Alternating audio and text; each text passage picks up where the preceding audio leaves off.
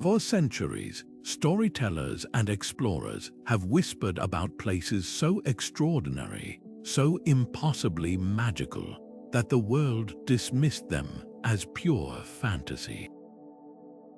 Picture towering cities swallowed by the sea, golden temples hidden in uncharted jungles, and entire civilizations that vanished without a trace, only to live on in fireside tales and ancient scrolls.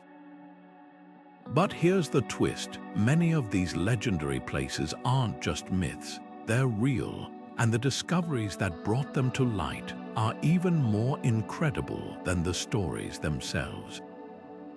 Think about it. What if the tales told by your grandparents or the legends scribbled in dusty old books weren't just imagination but fragments of a forgotten truth? That's the journey we're embarking on today, from the lost city of Atlantis, said to have sunk beneath the waves in a single night, to El Dorado, the kingdom paved with gold that lured countless adventurers to their doom. These stories have shaped cultures, inspired expeditions, and even sparked wars. But modern archaeology and cutting-edge technology have peeled back the layers of time, revealing something astonishing. Many of these so-called myths were rooted in reality. Imagine standing on the shores of Troy, once thought to be nothing more than Homer's poetic invention, until a determined archaeologist unearthed its towering walls. Or walking the streets of Pompeii, a city frozen in time by volcanic ash, its existence once debated as mere legend. These aren't just discoveries, they're proof that history's greatest storytellers might have been onto something far deeper than we ever realized. So why does this matter? Because every time we uncover one of these legendary places, it's like solving a puzzle that's been waiting for centuries. It reshapes our understanding of human civilization, connects us to the dreams and fears of our ancestors, and reminds us that the line between myth and reality is often thinner than we think.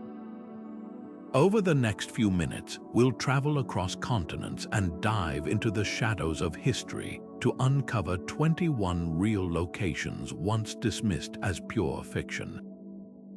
Some were hiding in plain sight, others were stumbled upon by sheer luck, but each one will leave you questioning what else might be out there, waiting to be found. So settle in, because this isn't just a history lesson. It's a treasure hunt through time, and you're invited to join the adventure. Let's start with one of the most jaw-dropping examples: Troy, the legendary city immortalized in Homer's Iliad. For generations, scholars dismissed it as pure fiction, a poetic backdrop for gods and heroes like Achilles and Hector.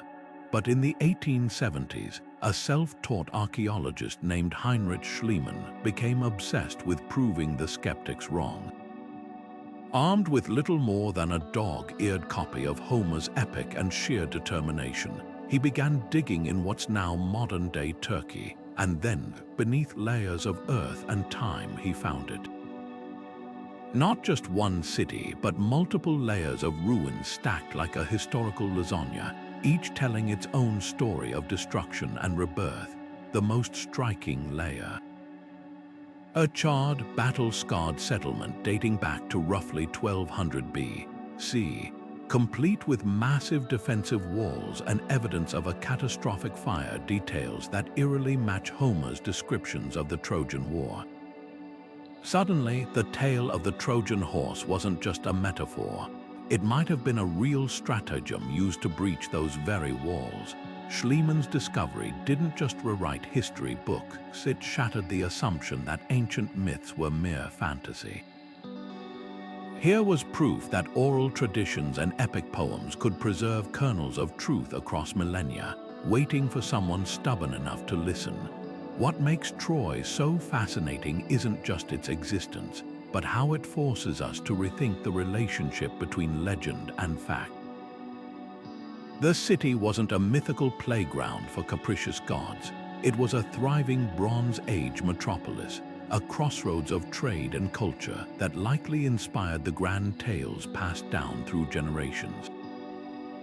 Every arrowhead unearthed, every shattered piece of pottery, whispers that the line between history and myth isn't a wall, it's a bridge. And Troy, it's the first stepping stone on our journey to rediscovering the real places behind the world's most enduring legends. Now let's turn our attention to another legend that's captivated imaginations for millennia: the Hanging Gardens of Babylon. Often described as a lush, tiered paradise rising above the desert, this wonder was said to be a gift from King Nebuchadnezzar to his homesick wife, a verdant oasis defying nature itself. But here's the mystery: despite being celebrated as one of the 7 wonders of the ancient world, archaeologists digging in Babylon found no trace of these legendary gardens. No crumbling terraces, no ancient irrigation channels, nothing. For years, scholars wondered, did they ever exist at all? Then came a breakthrough that turned everything upside down. Cuneiform tablets and stone carvings pointed not to Babylon, but to Nineveh, the capital of the Assyrian Empire. A king named Sennacherib, ruling a century before Nebuchadnezzar, had boasted in his own inscriptions of constructing an elaborate garden palace with intricate waterworks, a marvel of engineering designed to mimic the mountainous landscapes his queen missed.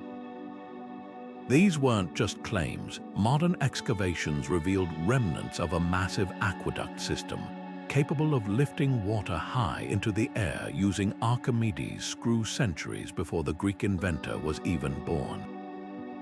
What's truly remarkable isn't just the mix-up in location, but how the story evolved. Over time, oral traditions and political rivalries likely merged Sennacherib's gardens with Babylon's grandeur, blurring the lines between empires. The lesson here: even misplaced legends often spring from something real.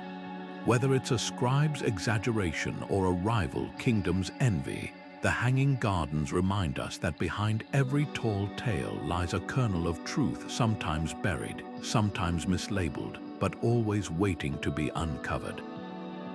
And that's what makes archaeology so thrilling. It's not just about finding lost places, but untangling the stories we've told about them across centuries. Deep in the heart of Crete lies a place where myth and reality twist together like the corridors of an ancient maze, the legendary Labyrinth of the Minotaur. For thousands of years, the story of King Minos' monstrous half-bull, half-man son lurking in an inescapable underground prison was dismissed as pure fantasy, a cautionary tale about hubris and sacrifice.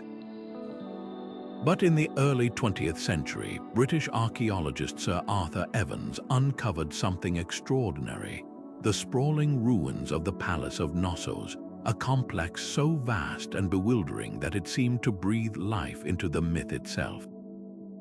Walking through Knossos today, it's easy to see how the legend took root. The palace isn't just a building, it's a maze of staircases leading to nowhere, corridors doubling back on themselves, and rooms stacked haphazardly like a puzzle box. Frescoes adorn the walls, depicting young men and women performing daring acrobatics with bulls, a ritual known as bull leaping. These vivid images echo the very trials Theseus might have faced in the myth, where Athenian tributes were said to navigate the labyrinth's deadly turns. And then there's the throne room, a space so unexpectedly modern, with its gypsum benches and vivid red columns, that Evans himself wondered if he'd stumbled into the Minotaur's court. But here's where history gets even more fascinating. While no evidence of a literal half-bull creature has ever been found, scholars now believe the Minotaur myth might have been a metaphor for something far more real.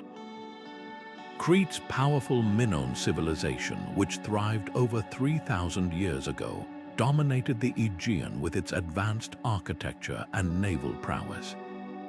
To rival cultures like the Mycenaeans, the Labyrinthine Palace, with its sheer scale and imposing rituals, might have seemed like the domain of a monstrous, otherworldly force. Add to that the discovery of bull-headed rhytons, ceremonial drinking vessels, and it's clear how the legend of a beastly hybrid could have emerged from misunderstood traditions. What makes Knossos so compelling isn't just its connection to the Minotaur tale, but how it reveals the way myths evolve. The Labyrinth wasn't a dark dungeon. It was a bustling political and religious center, its maze likely a practical response to earthquakes common in the region, with winding walls designed to withstand tremors. Over centuries, oral storytellers might have transformed these quirks of architecture into something more sinister, a place where heroes battled primal fears. So while the Minotaur remains a creature of legend, the palace stands as a testament to an undeniable truth. Sometimes the most enduring myths aren't born from pure imagination, but from the awe and mystery of real, breathtaking places. Now imagine a city where the streets gleam with gold, where every rooftop and temple shimmers under the sun, a place so rich it drove generations of explorers to obsession. This was El Dorado, the legendary golden city whispered about in European courts and indigenous tales alike. But here's the twist: El Dorado wasn't a city at all. It was a man. The legend began with the Muisca people of Colombia, who practiced a breathtaking ritual high in the Andes. When a new leader ascended to power, he'd cover his body in gold dust and row to the center of Lake Guatavita, where treasures, golden figurines, emeralds, and jewels were tossed into the water as offerings to the gods. Spanish conquistadors, hearing fragments of this ceremony, spun it into something grander, a kingdom dripping with wealth waiting to be plundered. Expeditions were launched, forests were carved apart, and lives were lost, all in pursuit of a mirage. Centuries later, archaeologists diving into Lake Guatavita found not a golden metropolis, but something far more revealing. Tiny golden artifacts scattered across the lakebed, exactly as the Muisca legends described. These weren't the spoils of a mythical city, but sacred objects tied to a spiritual tradition. The real El Dorado wasn't a place to conquer. It was a moment of transformation where a leader became something divine. What makes this story so powerful isn't just the clash of cultures, but how a single misunderstanding could rewrite history. The Muisca's gold was never about wealth. It was about connection to the earth and the sacred. Yet European hunger for treasure turned a profound ritual into a colonial fantasy, a cautionary tale about how easily stories can be twisted when we stop listening. The next time you hear a legend, ask yourself, is it the truth that's been lost or just our ability to understand it? The Amazon rainforest has always been a place of mystery, a vast green labyrinth where even today, new species are discovered and ancient secrets remain hidden. But one story stands out among the rest: the tale of Percy Fawcett and his relentless quest for a lost civilization he called the City of Z. In the early 1900s, Fawcett, a British explorer, became convinced that deep in the uncharted heart of the Amazon, a sophisticated society had once flourished, its grandeur rivaling even the Inca. His peers dismissed him as delusional. The jungle, they insisted, was too harsh, too untamed to support such advanced cultures. But Fawcett refused to believe the Amazon was just an endless wilderness. He'd seen the evidence himself: crumbling stone markers, fragments of pottery, and indigenous legends speaking of great cities swallowed by the trees. Then, in 1925, Fawcett and his son vanished without a trace during an expedition, their fate becoming as much a mystery as the city they sought. For decades, their disappearance fueled speculation. Had they been killed by hostile tribes, succumbed to disease, or had they, against all odds, actually found what they were looking for? The world might never know, but here's the twist: nearly a century later, science proved Fawcett wasn't chasing a fantasy. using LiDAR technology, aerial lasers that strip away dense foliage to reveal the ground beneath. Archaeologists made a staggering discovery. Hidden under the Amazon's canopy were the remains of vast, interconnected settlements, complete with roads, plazas, and even earthworks arranged in precise geometric patterns. These weren't scattered villages, but evidence of a sprawling, organized society capable of reshaping its environment on a monumental scale. The very civilization Fawcett had imagined was real, though not in the form he'd envisioned. What makes this revelation so extraordinary isn't just the vindication of a man once labeled a madman, but how it reshapes our understanding of the Amazon itself. This wasn't an untouched wilderness, but a carefully managed landscape, home to cultures that thrived for centuries before European contact. The lost cities weren't built of gold or stone, but of earth and wood, materials that returned to the forest over time, leaving only whispers behind. Fawcett's mistake wasn't his belief in a grand civilization. It was assuming it had to look like the ruins of Europe or the Andes. The real city of Z wasn't a single metropolis, but a network of communities living in harmony with the jungle, their achievements written not in towering monuments, but in the very shape of the land. And that's the real lesson here. Sometimes the truth is hiding in plain sight, waiting for us to see it through new eyes. Percy Fawcett may have disappeared, but his legacy endures, a reminder that the greatest explorers aren't just those who find what they seek, but those who dare to imagine what others refuse to believe. For nearly 1,000 years, the Norse sagas told of daring voyages to a distant land they called Vinland, a place of wild grapes, gentle coasts, and towering forests far beyond Greenland. Scholars long brushed these stories aside as embellished legends, the kind of tall tales sailors might spin after too many cups of mead. After all, if Vikings had truly reached North America centuries before Columbus, wouldn't there be ruins? Thoughts something more than just words on a page. Then came a discovery that silenced every doubter. In 1960, a Norwegian explorer named Helge Ingstad and his archaeologist wife, Anne Stein, followed a hunch to the northern tip of Newfoundland. There, beneath windswept grasses near a fishing village called Elance Aux Meadows, they uncovered something extraordinary: the faint but unmistakable outlines of Norse-style turf houses, a smithy littered with iron slag, and even a bronze cloak pin artifacts that could only have come from Viking hands. Carbon dating placed the settlement squarely around the year 1000, matching the saga's timeline perfectly. Suddenly, those ancient stories weren't just myths. They were first-hand accounts of the first Europeans to set foot in the New World. What makes Vinland so revelatory isn't just the proof of Viking presence, but how it reshapes our understanding of global exploration. The sagas describe encounters with indigenous peoples the Norse called Skrælings, likely the ancestors of today's Micmac or Beothuk nations. These weren't just fleeting landings, they were sustained interactions, sometimes peaceful, sometimes violent, etched into history long before Columbus's ships ever left port. And while the Elance Aux Meadows site was likely a seasonal base camp rather than a permanent colony, it's the tip of a much larger iceberg. Recent studies suggest the Vikings may have ventured as far south as New Brunswick, drawn by the very grapes that gave Vinland its name. Yet the most fascinating question isn't why the Vikings left, but why their legacy vanished so completely. Unlike later European colonists, the Norse didn't come to conquer. They were outnumbered, outmaneuvered by harsh winters and strained relations with local tribes. Without reinforcements from Greenland or Iceland, their foothold in Vinland withered, leaving behind only whispers in the sagas, until archaeology gave them back their voice.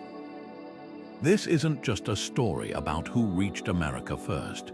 It's a reminder that history isn't a single narrative, but layers of forgotten truths waiting to be uncovered. The Vikings didn't just stumble upon Vinland, they wove it into their culture's identity, a testament to human curiosity and resilience. And now, thanks to a patch of grass in Newfoundland, we can finally walk in their footsteps, tracing the thin line between legend and lived experience. The story of the Queen of Sheba's visit to King Solomon is one of the Bible's most captivating tales, a meeting of two legendary rulers dripping with gold, wisdom, and intrigue. For centuries, scholars dismissed it as pure allegory, a symbolic lesson about power and faith rather than a real historical event. But what if the truth was hiding in plain sight, etched into the ruins of ancient temples and buried beneath the sands of Ethiopia and Yemen? Recent excavations in these regions have uncovered something extraordinary, inscriptions and artifacts pointing to a sophisticated kingdom that thrived on trade, with connections stretching from the Horn of Africa to the Middle East. The kingdom of Sheba, known in the Bible as Sheba, was no myth. It was a real powerhouse, its wealth built on frankincense and myrrh, luxuries so prized they were worth their weight in gold. Temples with intricate carvings depict rulers who commanded vast caravans, their influence reaching as far as Jerusalem. One inscription even references a Queen of Sheba, a tantalizing clue that the biblical account might have been rooted in reality.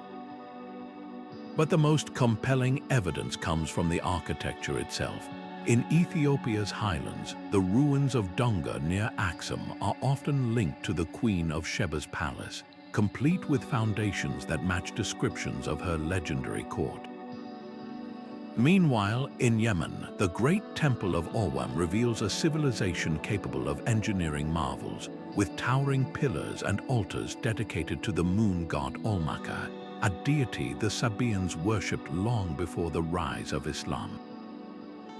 These weren't just isolated outposts, they were the heart of a network that traded spices, precious stones, and ideas across continents.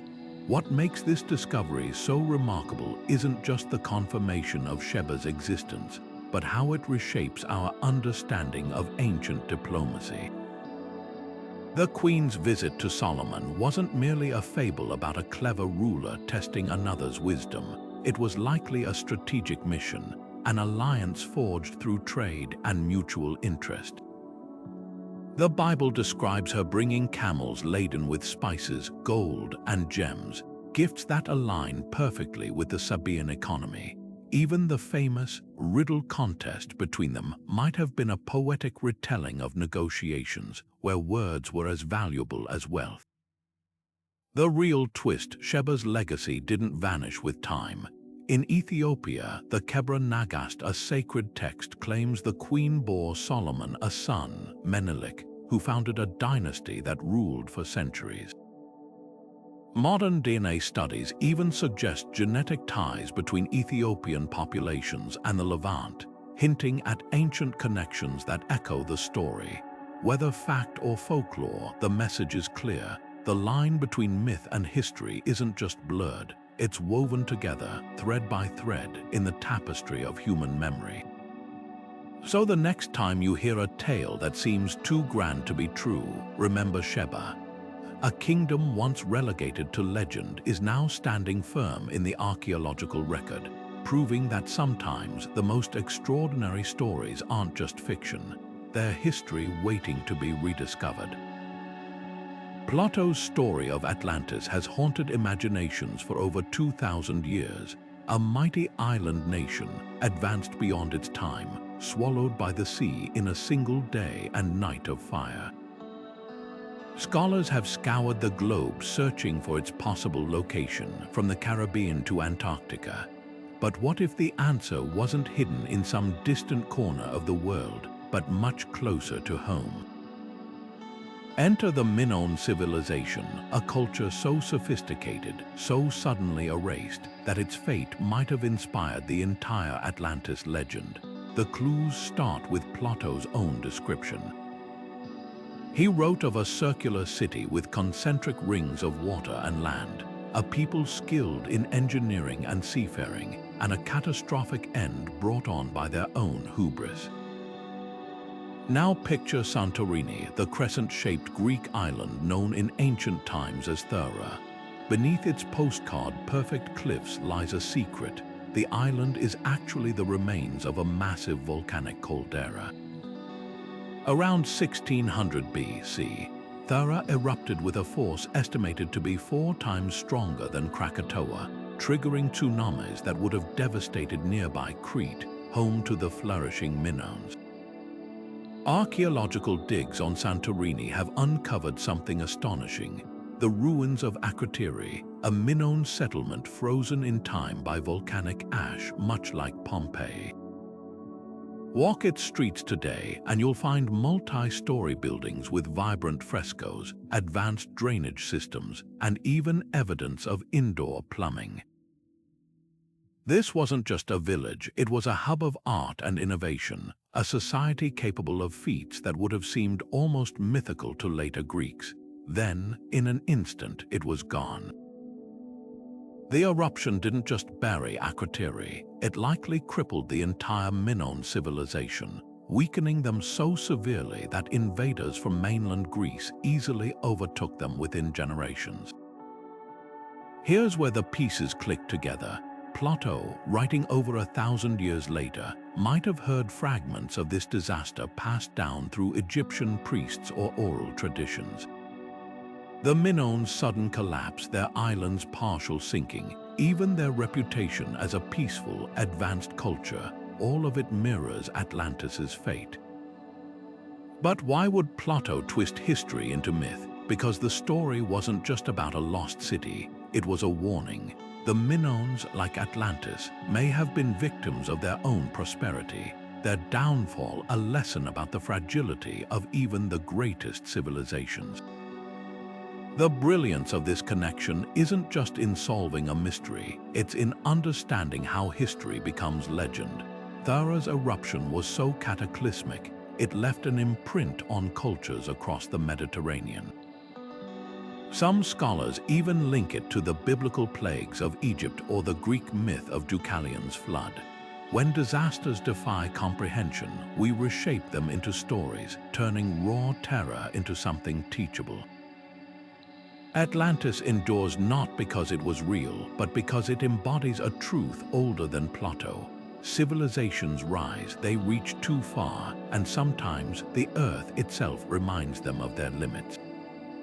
So while the literal Atlantis may remain elusive, Santorini stands as a haunting echo of its inspiration, a place where myth and geology collide, proving that the most enduring legends often rise from the ashes of real, unimaginable tragedy. And that's the real power of Atlantis. It's not a place we're meant to find, but a story we're meant to remember. Beneath the waves off India's western coast lies a mystery that bridges the divine and the tangible, the sunken city of Dwarka. For thousands of years, Hindu texts like the Mahabharata and Puranas spoke of this opulent kingdom, ruled by the god Krishna himself, a city so radiant it was said to be built by celestial architects. According to legend, after Krishna's death, Dwarka was swallowed by the sea in a single cataclysmic event, vanishing into myth. For centuries, scholars dismissed it as allegory until the ocean itself began to yield its secrets. In the 1980s, marine archaeologists exploring the Gulf of Combat made a staggering discovery: massive stone structures, pottery shards, and even ancient anchors scattered across the seabed. Carbon dating placed some artifacts as far back as 7,500 BCE, suggesting human activity long before many believed possible in the region. But the most striking find was a series of geometric formations, walls and pillars arranged in a grid-like pattern, eerily mirroring descriptions of Dwarka's planned urban layout. Here was physical proof that the city of legend might have been real, its grandeur lost not to imagination, but to rising waters and shifting coastlines. What makes Dwarka's discovery so extraordinary isn't just its age, but how it reshapes our understanding of ancient Indian civilization. The artifacts recovered, including seals bearing symbols similar to those of the Indus Valley, hint at a maritime culture with trade networks stretching across the Indian Ocean. This wasn't just an isolated settlement, it was a thriving hub, a kingdom worthy of its divine reputation, and the timing of its submergence aligns with geological evidence of a major seismic event around 1500 CE, a catastrophe that could have inspired the legend of the sea reclaiming Krishna's domain. But here's the deeper question: why does Dwarka's existence matter beyond confirming a myth? Because it reveals how sacred stories often encode real history. The Mahabharata describes Dwarka's sinking as a moment of cosmic reckoning, a divine reset. Science tells a different but no less dramatic tale of a city succumbing to natural forces, its memory preserved not in stone but in scripture. The overlap between these narratives isn't coincidence. It's a testament to how cultures preserve truth through metaphor, turning seismic shifts into spiritual lessons. Today, Dwarka's ruins remain partially submerged, a haunting reminder that even the mightiest cities are at the mercy of time and tide.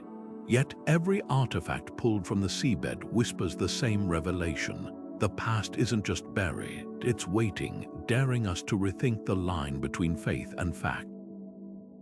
And perhaps that's the real magic of Dwarka. It's not just a lost city found, it's a dialogue between the ancient and the modern, where mythology and science meet on the ocean floor, each one illuminating the other. Far to the north, beyond the edge of ancient maps, lay a place so remote that even seasoned explorers spoke of it in hushed tones. Thule. The Greek geographer Pythias first wrote of this mysterious island in the 4th century BC, describing it as a land where the sun barely set in summer and the sea congealed into a strange, slushy mass. To Mediterranean civilizations, this sounded less like geography and more like fantasy. How could a land exist where the rules of nature seemed to bend? For centuries, Thule became shorthand for the ultimate frontier, the edge of the known world, until navigators began peeling back the fog of legend to reveal something startling. Thule wasn't just a myth. It was a real destination hiding in plain sight. The debate over Thule's true location reads like a detective story. Roman historians suggested it might be Shetland or Norway. Medieval scholars pointed to Iceland, where the midnight sun and frozen seas matched Pythias's descriptions almost perfectly. Then there's the Faroe Islands with their sheer cliffs and isolation, or even Greenland, where Viking settlers later pushed the boundaries of exploration further than anyone imagined. But here's what makes Thule so fascinating. It wasn't just one place. It was an idea, a symbol of humanity's hunger to chart the unknown. Every time explorers ventured further north, Thule seemed to recede, always just beyond the horizon, urging them forward. Modern archaeology offers tantalizing clues. Norse sagas mention a northern trading post named Thilemark, possibly in Norway, while rune stones in Scandinavia reference voyages to icy lands that align with Pythias's accounts. Even the name itself might hold the key, some linguists argue. Thule derives from the ancient word for distant or boundary, a label that could have been applied to any uncharted territory. This wasn't a case of mistaken identity. It was a shifting target, a placeholder for the next great discovery. What's truly remarkable isn't just pinpointing Thule on a map, but understanding why the legend endured. Ancient cultures didn't have satellites or GPS. They had stories, passed from sailor to sailor, each adding layers of detail or distortion. Thule became a canvas for fears and fantasies, a place where the sea froze solid or the air shimmered with magic. But strip away the embellishments and you're left with something profound, the human instinct to explore. Every myth about Thule, the endless summer days, the impassable ice, was someone's attempt to explain the unexplainable. to make sense of a world much bigger than they realized. So was Thule real? Absolutely, just not in the way the ancients imagined. It wasn't a single island, but 1,000 possibilities, each one pushing the boundaries of knowledge a little further. And in that sense, Thule still exists today, not as a dot on a map, but as a reminder that the next great discovery is always out there, waiting for someone bold enough to seek it. The legends got one thing right: the unknown isn't something to fear, it's an invitation. The legend of the Fountain of Youth is one of history's most enduring quests, a shimmering mirage of immortality that lured explorers into uncharted jungles and cost countless lives. Spanish conquistador Juan Ponce de Leon famously sailed to Florida in 1513, driven by tales of a miraculous spring capable of reversing time itself. For centuries, his journey was painted as a fool's errand, the desperate hunt for a fairy tale. But what if the fountain wasn't pure fiction? What if it was a distortion of something far more real? Florida's landscape holds a clue. Beneath its sweltering surface lies a network of crystal-clear springs, their waters bubbling up from ancient aquifers with an almost otherworldly purity. To the Timbuktu and Calusa peoples, these weren't just water sources, they were sacred spaces, gateways to the spirit world with reputed healing powers. Silver Springs, for instance, was a gathering place where the sick bathed in its mineral-rich flows, believing the waters could mend ailments. Early European accounts, filtered through language barriers and cultural bias, likely transformed these local traditions into something grander, a spring that didn't just heal but granted eternal life. Archaeological evidence adds weight to the theory. Excavations near Florida's springs reveal offerings, shell carvings, pottery fragments left by indigenous visitors seeking blessings. Spanish diaries from the 1600s describe Timbuktu elders appearing remarkably youthful, their vitality possibly attributed to clean living and the spring's restorative minerals. To exhausted, disease-ridden explorers, such observations could have easily spiraled into legend. After all, if a people thrived near these waters, wasn't it tempting to believe the water itself was the secret? But the real twist isn't just the blurring of myth and reality, it's how the fountain's legacy endures. Modern science confirms what indigenous cultures knew: Florida's springs possess unique properties. The high mineral content, particularly sulfur and magnesium, can alleviate skin conditions and joint pain, while the constant 72-degree flow offers therapeutic relief. The Fountain of Youth might not turn back time, but its real-world counterpart does something just as valuable. It reminds us that the most captivating legends often spring from humanity's deepest yearnings, not for magic, but for healing, vitality, and a connection to the natural world. So while Ponce de Leon never found his mythical fountain, his quest wasn't entirely in vain. It led him to a truth far more profound. Sometimes the greatest discoveries aren't about defying nature, but learning to listen to it. And in that sense, the real Fountain of Youth was never lost. It's been here all along, whispering through the reeds and ripples of Florida's timeless springs. The deserts of the American Southwest hold a story of obsession, greed, and a mirage that refused to fade: the legend of the 7 cities of gold. Spanish conquistadors, fresh from their conquests in Mexico, heard whispers from indigenous traders of a land to the north where entire cities gleamed with precious metals, their streets paved with riches beyond imagining.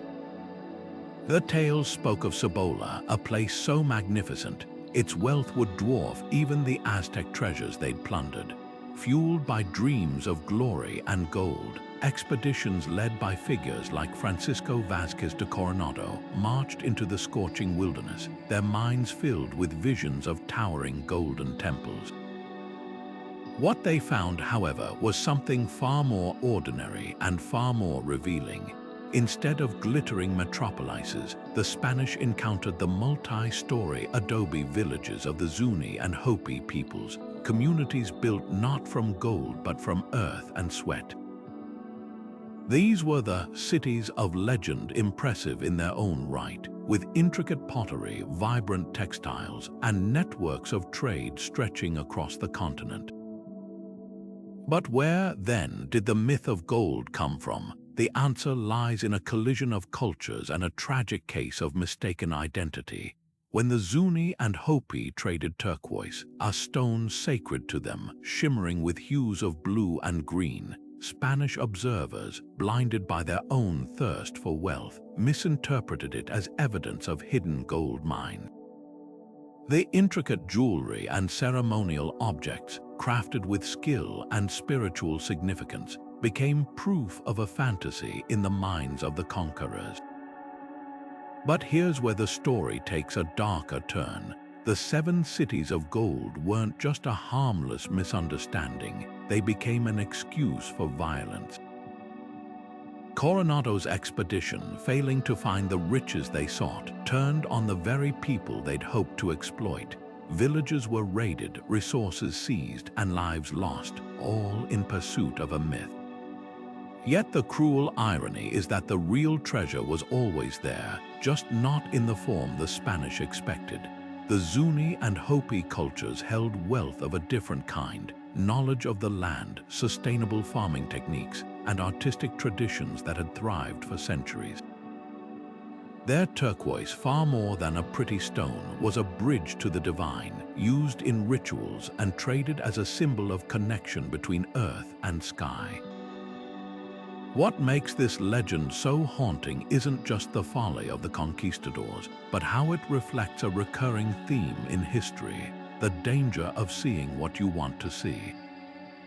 The 7 cities of gold weren't a lie, they were a distortion, a reflection of European hunger projected onto a culture they didn't bother to understand. Modern archaeology confirms this. Sites like Huaca, one of the Zuni pueblos Coronado attacked, reveal no hoards of gold, but something far more valuable: evidence of a thriving society with complex social structures, astronomy, and craftsmanship. The legacy of Cibola endures not as a cautionary tale about greed, but as a reminder that wealth is a matter of perspective. To the Spanish, it meant gold and power. To the Zuni and Hopi, it meant community, tradition, and a deep relationship with the earth. The real cities of gold weren't lost, they were standing in plain sight, their true value invisible to those who couldn't see beyond their own desires. And perhaps that's the most enduring lesson of all. Sometimes the greatest treasures aren't the ones you can hold in your hand, but the ones you have to learn to recognize. Off the rugged coast of Cornwall, where the Atlantic crashes against cliffs older than memory, lies a story as deep and shifting as the tides: the lost kingdom of Lyonesse. In Arthurian legend, it was a land of towering castles and emerald fields, home to heroes like Tristan and a place of tragic romance. But in a single cataclysmic night, the sea swallowed Lyonesse whole, leaving only the peaks of its highest mountains, now the Isles of Scilly, poking above the waves. For centuries, this tale was dismissed as pure folklore, a poetic metaphor for the impermanence of human glory. Yet beneath the surface, both literally and figuratively, the truth is far more fascinating. Geologists studying the Celtic Sea have uncovered something remarkable. Vast plains now submerged under shallow waters. Once dry land connected Cornwall to the Scilly Isles. Core samples reveal ancient tree stumps preserved in peat, remnants of forests that thrived over 4,000 years ago. Even more compelling are the scattered stone walls and cairns discovered by divers near the island's human-made structures, now home to crabs and seaweed, silent witnesses to a time when this was no myth but home. These aren't the ruins of Arthur's Camelot, but something just as significant: evidence of a real, thriving culture that vanished as rising seas reclaimed their world. What makes Lyonesse so haunting isn't just its physical remnants, but how its story echoes across cultures. The legend describes church bells still heard ringing beneath the waves on stormy nights, a detail that mirrors global flood myths from Atlantis to the Aboriginal Dreamtime. This isn't coincidence, it's collective memory. Around 12,000 years ago, as glaciers melted at the end of the last ice age, coastlines worldwide shifted dramatically. Communities that had lived for generations on fertile shores suddenly found their world disappearing bite by bite. Lyonesse's tale, then, isn't just a local tragedy, it's humanity's shared inheritance of loss and adaptation. But here's the twist: Lyonesse may not have drowned in one terrible night. Archaeological clues suggest a slower, more insidious process. The Scilly Isles alone hold over 200 Bronze Age burial chambers, many now half-submerged, their builders unaware their sacred sites would one day mark the edge of a drowned kingdom. As sea levels rose inch by inch over centuries, each generation would have watched their fields grow saltier, their wells turn brackish until finally, the waves claimed the last stubborn holdouts. The legend's dramatic finale, a single storm erasing an entire kingdom, might have been a narrative shorthand, compressing generations of gradual loss into one unforgettable moment. The real power of Lyonesse lies in its duality. It's both a cautionary tale about our fragile relationship with nature and a testament to resilience. Modern Cornish fishermen still recount the legend, not as history but as a reminder of the sea's power and their ancestors' ingenuity in surviving its changes. Today, as climate change reshapes coastlines anew, Lyonesse feels less like a ghost story and more like a prophecy. The kingdom may be gone, but its lesson endures. Civilization isn't lost in an instant, but in the choices we make, or refuse to as the waters rise.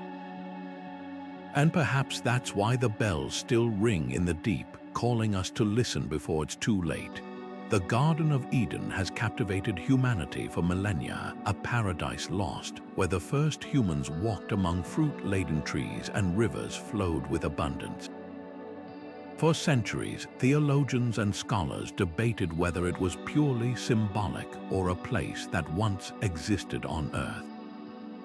But what if the answer lies in the intersection of scripture and geography? Ancient Sumerian texts, some of the oldest written records in existence, describe a land strikingly similar to Eden, a lush, fertile delta where the Tigris and Euphrates rivers intertwine, a cradle of civilization so rich it could have easily inspired the biblical narrative. Picture Mesopotamia, the land between the rivers, where the soil was so fertile it gave birth to agriculture, cities, and some of humanity's earliest advancements. Sumerian hymns and myths speak of Dilmun, a sacred garden where sickness and death were unknown, a place of eternal freshness where fresh water bubbled from the earth. Sound familiar? The parallels don't stop there. The Bible names 4 rivers associated with Eden: the Tigris, Euphrates, Pishon, and Gihon, 2 of which are still major waterways today. While the Pishon and Gihon remain mysteries, some scholars suggest they could be ancient tributaries long since dried up or renamed, their paths erased by time and shifting landscapes.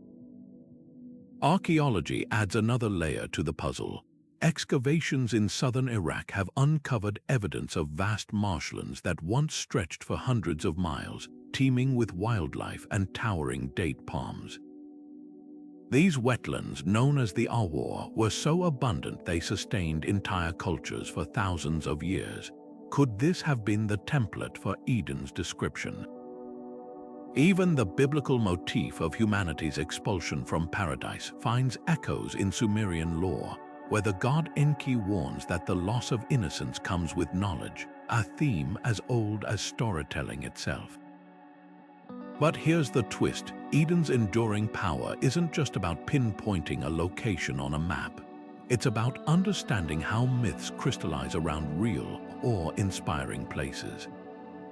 The idea of a primordial garden isn't unique to the Bible. It's a universal human longing, a memory of greener, simpler times encoded in cultures from the Epic of Gilgamesh to the Hanging Gardens of Babylon. The real Eden might not have been a single, isolated paradise, but a collective memory of humanity's first encounters with abundance, a time when the world felt new, and every river valley seemed like a gift from the divine. So was Eden real, in a sense, yes, not as a walled garden guarded by cherubim, but as a reflection of the fertile heartlands that nurtured our earliest civilizations. Its rivers still flow, its soils still bear fruit, and its legacy endures in the stories we tell about the places that shaped us. And perhaps that's the true lesson of Eden: paradise isn't lost. It's all around us, in the land that sustains us, waiting only for our eyes to see it anew. Gold, salt, and wisdom, these were the treasures of a city so remote, so shrouded in mystery, that European cartographers once marked it on their maps with dragons and the words, "Here be monsters."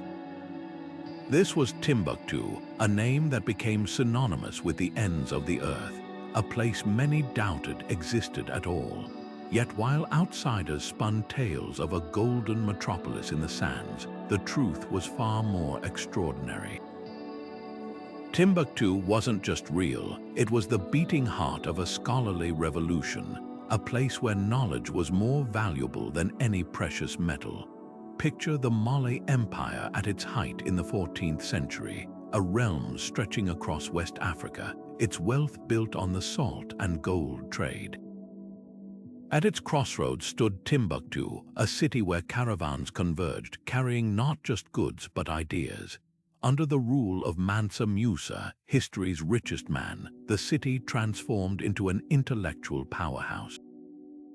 The Sankor Madrasa, a university older than Oxford, drew scholars from Cairo, Baghdad, and Andalusia, its curriculum spanning astronomy, medicine, and law.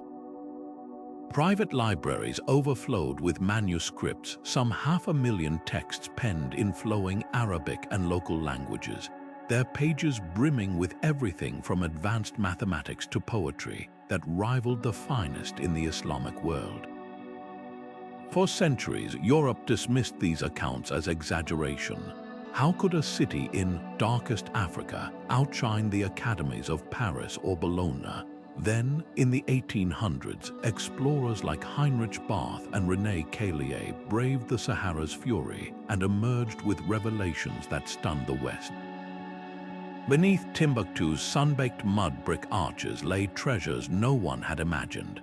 Centuries-old contracts proving sophisticated legal systems, star charts more accurate than those of medieval Europe, even medical treatises detailing surgeries performed with antiseptic techniques, knowledge the West wouldn't rediscover for another 400 years.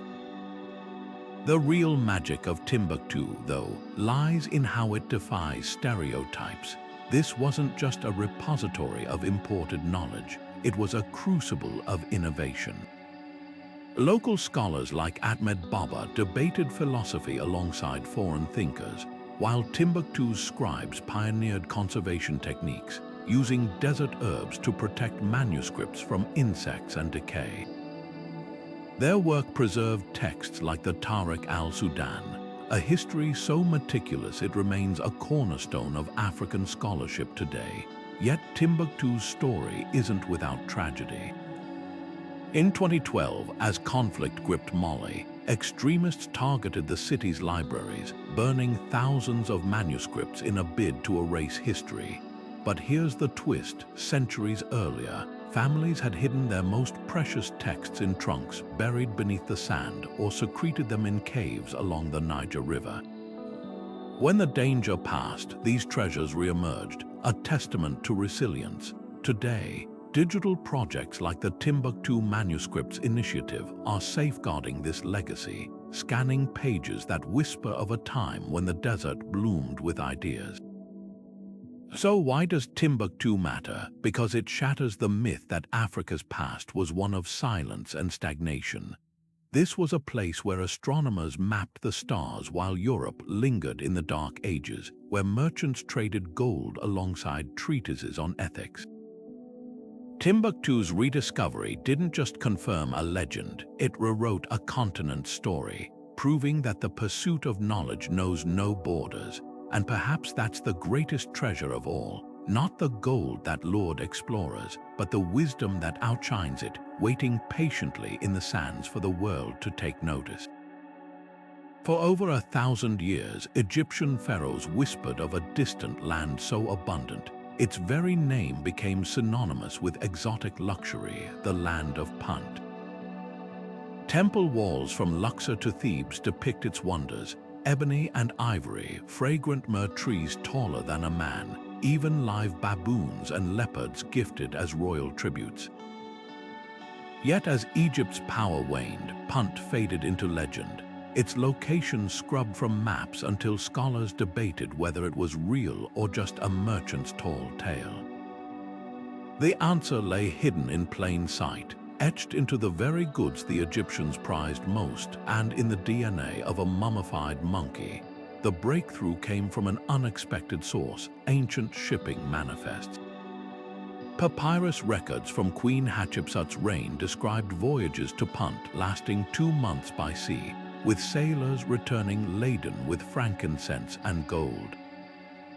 But it was the details, the types of wood, the species of animals, that narrowed the search. Baboons depicted in Egyptian art were identified as Hamadryas baboons, native only to the Horn of Africa. Then, in 2020, researchers analyzing a baboon mummy from Egypt's New Kingdom period made a stunning discovery. Isotope testing revealed the animal had drunk water matching Eritrea's coastal regions, a smoking gun linking Punt to modern-day Eritrea and Somalia. Archaeology sealed the case. Ruins along the Red Sea coast uncovered warehouses filled with myrrh resin and obsidian tools matching Egyptian descriptions. Most telling, a carved stela found near Massawa bearing the cartouch of Pharaoh Amenhotep III, proof of direct trade between the regions. This wasn't just casual barter, it was a sophisticated exchange spanning generations, with Egyptian ships braving monsoons to reach Punt shores. The myth was, in fact, history's first recorded long-distance trade network. A maritime silk rode millennia before the term existed. What makes Punt's rediscovery so revelatory isn't just the goods exchanged, but the cultural bridge it represents. Wall carvings in Deir el-Bahri show Punt's queen with a curved throne and domed huts on stilts, architectural styles still seen in Somalia today. Frankincense harvested in Punt-fueled Egyptian temples, its smoke carrying prayers to the gods. Even the Egyptians' nickname for Punt, Ta-Netjer, or Land of the Gods, hints at reverence, not conquest. This was no exotic fantasy. It was a partnership of equals, where African knowledge of monsoon winds and incense cultivation met Egyptian demand for the sacred and sublime. The real lesson of Punt lies in its longevity. While empires rose and fell, this trade endured for 1,500 years, surviving droughts and dynastic collapses. Its disappearance wasn't due to lost maps or forgotten routes, but to something more profound: climate shifts that dried up ports, and the rise of new powers who rewrote history to center themselves.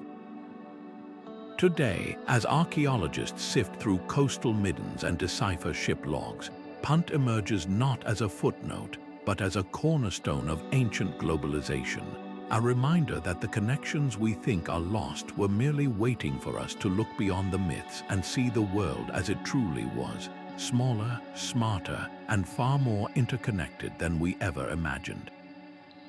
Deep in the uncharted rainforests of Honduras, where the canopy is so thick it blots out the sun, legends whispered of a place even the bravest explorers feared to tread: La Ciudad Blanca, the white city of the monkey god. Indigenous tribes spoke of a cursed metropolis, its stone temples overrun by vines, guarded by spirits and deadly serpents.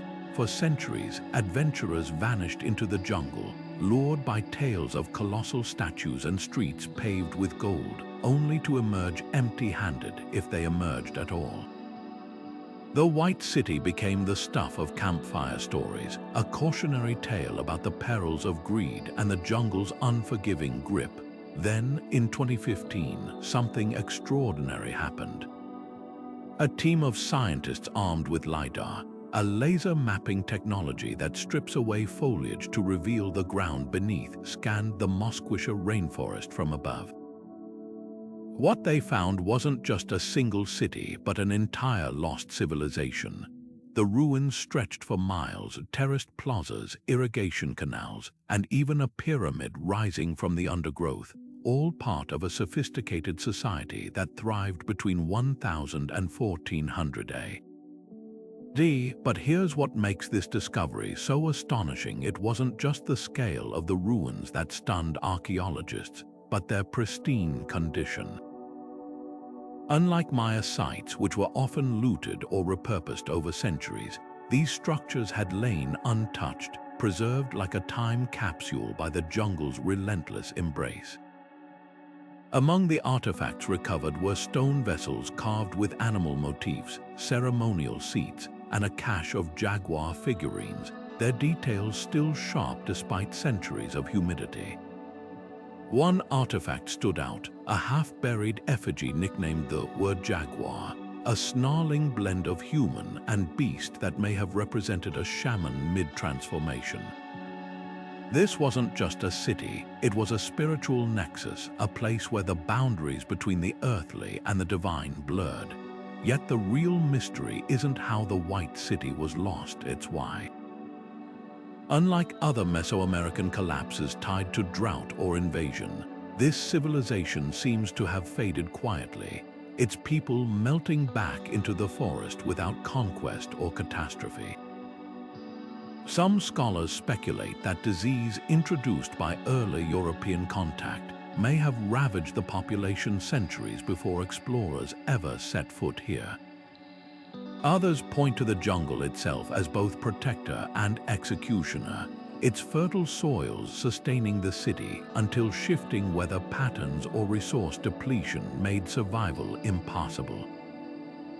The truth may lie in the very name White City, which likely refers not to the color of its stones, but to the sacred white clay found in nearby rivers, a substance still used by local tribes in purification rituals.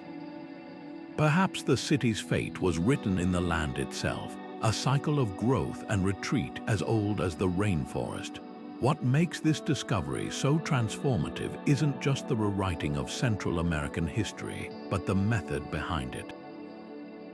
LiDAR has revolutionized archaeology, exposing hidden cities from Cambodia to Mexico, proving that some of history's greatest secrets aren't buried. They're hidden in plain sight, waiting for the right lens to reveal them. The White City story is a testament to human ingenuity, both ancient and modern.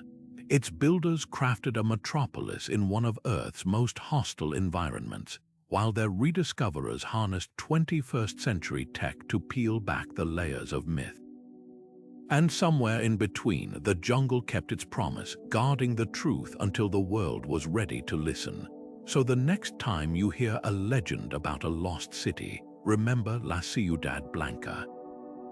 It's proof that some myths aren't just stories, they're invitations, daring us to look deeper, to question what else might be waiting beneath the green veil of time. And who knows, the next great discovery might already be hiding in the data, a ghostly outline on a LiDAR scan, patiently biding its time until we're ready to see it. High atop the craggy cliffs of Cumian in southern Italy, where the Tyrrhenian Sea crashes against weathered stone, whispers of a woman who could see the future once echoed through the ancient world. This was the domain of the Cumian Sibyl, a prophetess so revered that Roman emperors sought her visions, and poets like Virgil immortalized her in epic verse. Her temple, described as a cavernous labyrinth where prophecies were etched on oak leaves and carried by the wind, was long dismissed as poetic fancy, until archaeologists began picking apart the limestone slopes and found something extraordinary. Hidden beneath layers of myth was a real network of tunnels and chambers, their walls blackened by centuries of sacred fires, their layout matching ancient accounts down to the last detail. The Sibyl's Grotto, as it's now known, isn't just a cave, it's a time capsule of spiritual engineering. A 100-meter corridor carved straight into the cliffside leads to a vaulted inner chamber, where niches in the rock suggest offerings once lined the wall. But the true marvel lies in the acoustics. Stand at the grotto's entrance and speak softly, and your voice amplifies as if the very stones are conspiring to carry your words. For a prophetess channeling divine messages, this wasn't just theatrics, it was technology.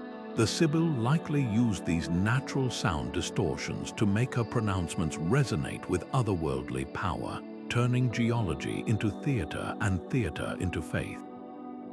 What makes this discovery so revelatory isn't just the temple's existence, but how it reframes the relationship between ritual and reality.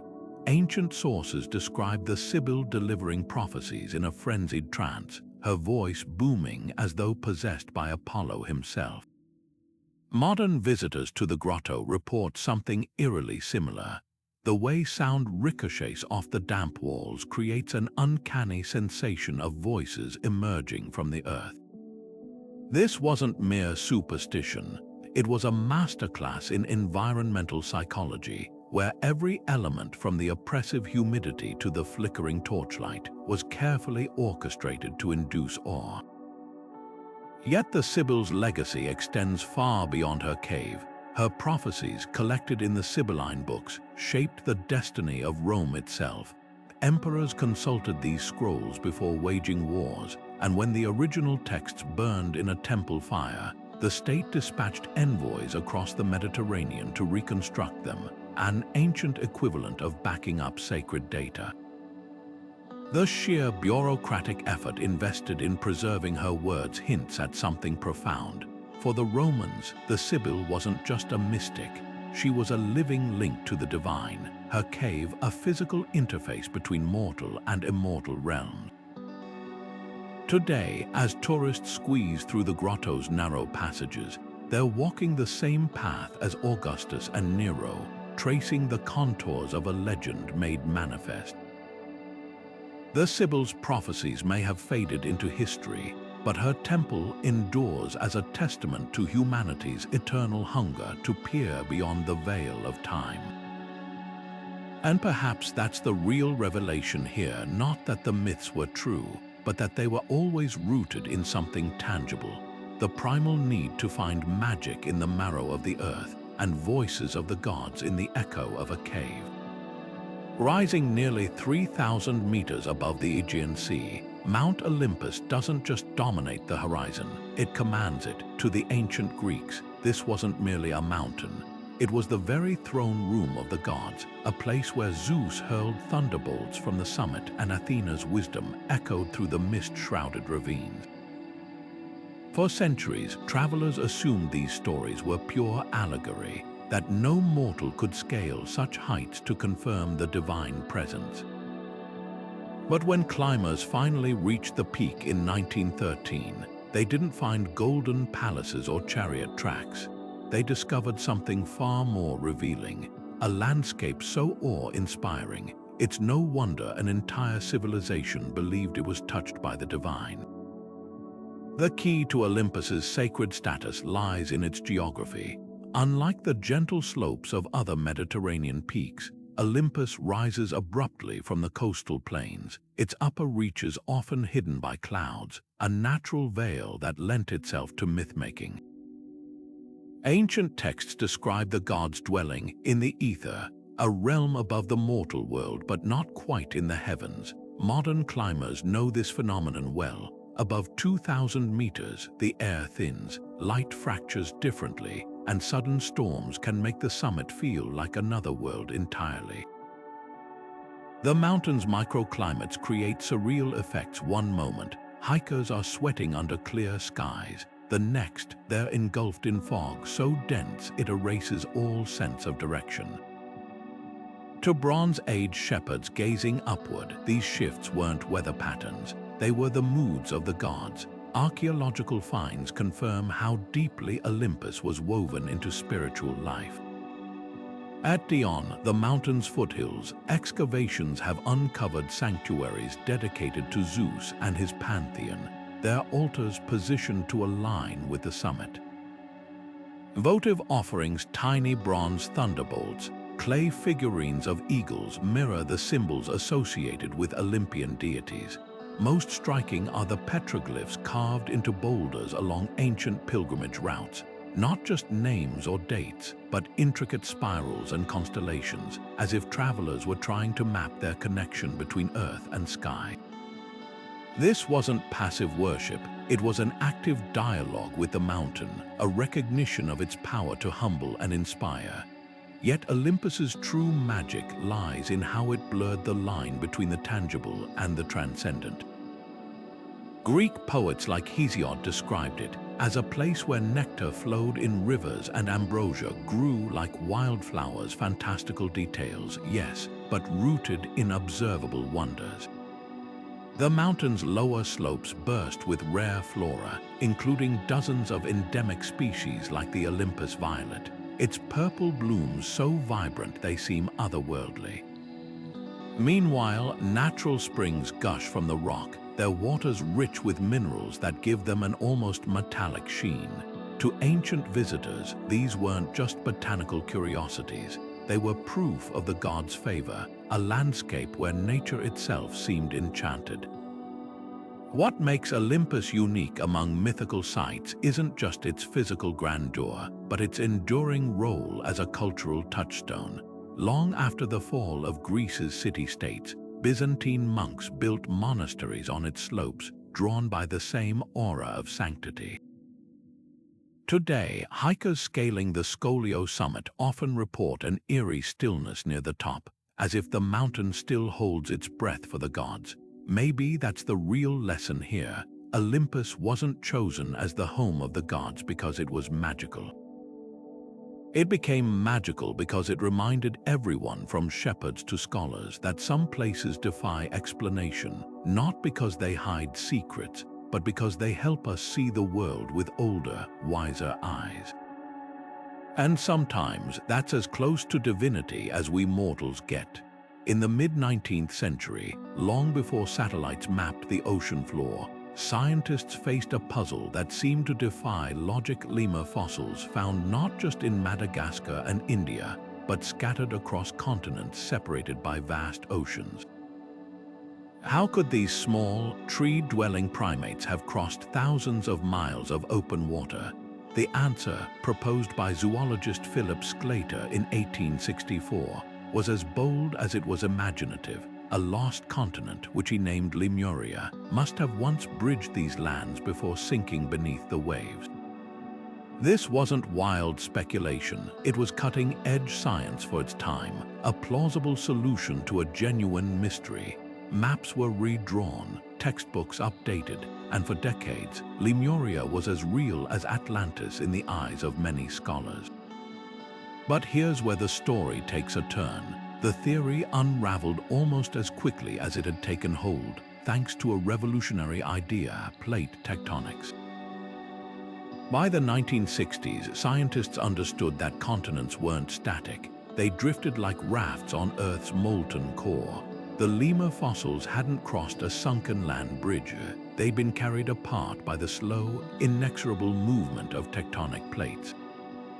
Lemuria, as a geological reality, was erased from the maps, yet in a twist worthy of any great myth, the lost continent refused to die. It simply migrated from science textbooks into something far more enduring: the human imagination. In southern India, Tamil nationalists embraced Lemuria as Kumari Kandam, a mythical homeland for their ancestors, a place of advanced civilization swallowed by the sea. Theosophists, blending spirituality and pseudoscience, reimagined it as a utopian realm of enlightened beings, a precursor to Atlantis. even today, whispers of Lemuria persist in New Age circles and pop culture, from comic books to conspiracy theories. What began as a scientific hypothesis had morphed into something far more potent, a symbol. The real lesson of Lemuria isn't just about flawed theories or shifting paradigms. It's about how science and myth often dance together before parting ways. Every culture has its sunken lands, its golden ages lost to time, and when science offers a plausible framework, those legends rush in to fill the gaps. Lemuria's legacy endures not as a cautionary tale about scientific error, but as a testament to humanity's hunger for connection to our past, to each other, and to the mysteries that still lie just beyond the edge of the map. In the end, perhaps that's the most fascinating discovery of all, how easily the line between fact and folklore can blur, and how stubbornly the stories we tell about ourselves outlast the facts that inspired them. The mists of Avalon have clung to Glastonbury Tor for centuries, swirling around this solitary hill in the English countryside like the breath of some ancient giant. To medieval storytellers, this was no ordinary place. It was the mythical island where King Arthur's sword Excalibur was forged, and where the wounded king was taken after his final battle, carried away to heal in a land outside of time. For generations, Avalon existed only in poetry and prophecy, a Celtic otherworld as elusive as the morning fog. Then, in the year 1191, something extraordinary happened. Monks at Glastonbury Abbey announced they'd unearthed a hollow oak log buried deep in the waterlogged earth, and inside, the bones of a towering man, his skull cracked by a brutal wound. Beside him lay a second skeleton, far smaller, and a lead cross inscribed with the words, "Here lies buried the renowned King Arthur in the Isle of Avalon." The timing of this discovery was no accident. Glastonbury Abbey, once one of England's wealthiest monasteries, had recently burned to the ground. The monks needed funds to rebuild, and what better draw for pilgrims than the grave of Britain's most legendary king? Skeptics have long dismissed the find as a clever hoax, pointing out that the cross's Latin phrasing matched 12th century style, not 6th century Arthurian times. Yet Glastonbury's connection to Avalon runs deeper than medieval marketing. The Tor itself rises from the Somerset levels like a natural island, surrounded until modern times by marshes that flooded with the tides. To early visitors, this was a liminal space where land and water blurred, the perfect setting for a gateway to the afterlife. Archaeology adds tantalizing layers to the mystery. Beneath the abbey's ruins lie traces of a much older wattle and daub settlement, possibly a Dark Ages monastic community. Even more intriguing are the terracing patterns encircling the Tor, which some researchers believe could be remnants of a Neolithic labyrinth, winding its way to the summit like a spiral path to the divine. Local folklore insists the hill is hollow, home to Gwyn ap Nudd, king of the Welsh underworld, whose spectral hunts still echo in stormy skies. Whether Arthur's bones truly rested here matters less than the undeniable power of the place itself, a focal point for centuries of pilgrimage, where visitors report strange magnetic sensations and sudden shifts in light that make the Tor seem to flicker between worlds. What makes Avalon's legacy so enduring isn't just its ties to Arthur, but how it embodies humanity's longing for thresholds, places where heroes don't die but merely sleep, waiting to return when they're needed most. Glastonbury's mythos absorbed this role seamlessly, from Joseph of Arimathea supposedly planting his staff, which burst into the holy thorn tree on Wiriol Hill, to New Age seekers meditating at the Chalice Well, where iron-rich waters run red like blood or wine, depending on who you ask. The genius of Avalon lies in its adaptability. A Celtic sanctuary became a Christian shrine, then a countercultural Mecca, all while keeping its otherworldly aura intact. Stand on the Tor at dawn, watching sunlight burn away the mist, and it's easy to understand why this spot refuses to surrender its magic. Whether Arthur's grave was real or invented, the land itself seems to whisper that some stories are too vital to be confined by facts. Avalon endures not because we've proven it exists, but because we've never quite proven it doesn't. And in that space between certainty and wonder, legends find their forever home. From the towering walls of Troy to the golden libraries of Timbuktu, each of these discoveries peels back layers of time to reveal something extraordinary. Our ancestors weren't just spinning tales. They were preserving memories, etching truths into stories that outlasted empires. Think about it, civilizations rise and fall, cities crumble into dust, but myths endure, carrying whispers of reality across centuries. What we once dismissed as pure imagination turns out to be fragments of history, waiting for the right tools, the right minds, to piece them back together. These revelations do more than rewrite textbooks, they redefine how we see ourselves. Every time archaeologists brush the dirt off a lost city or decipher an ancient inscription, they're proving that human curiosity is timeless. The same drive that sent Vikings to Vinland and conquistadors into the Amazon still pulses in us today. We're still that species that gazes at the horizon and wonders, what's out there? Only now, instead of relying on rumors and star charts, we have LiDAR scans and carbon dating, yet the thrill of discovery that hasn't changed a bit.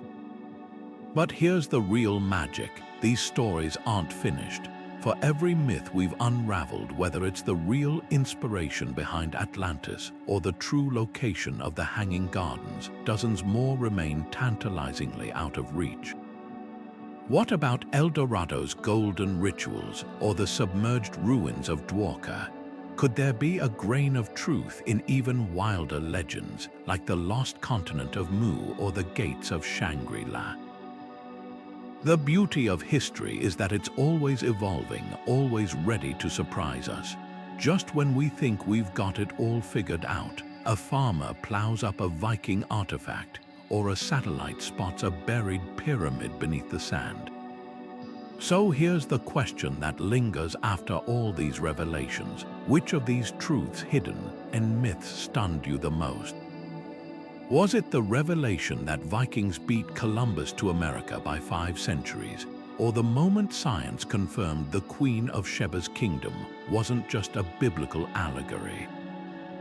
Maybe it's the humbling realization that ancient cultures from the Minoans to the Maya were far more advanced than we ever gave them credit for.